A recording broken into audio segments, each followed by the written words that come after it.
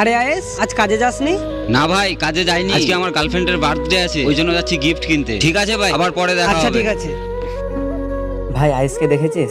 সকাল থেকে খুঁজছি, আজ ওর বাবার বার্থডে ছিল, জানি না কোথায় চলে গেছে। আচ্ছা দেখছি।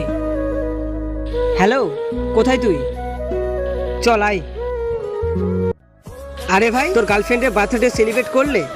হ্যাঁ ভাই, একটু পরে যাব। শুনলাম আজ তোর বাবারও বার্থডে। হ্যাঁ, বাবাকে তো বেতনের টাকা দিয়েছি, আর কি করব।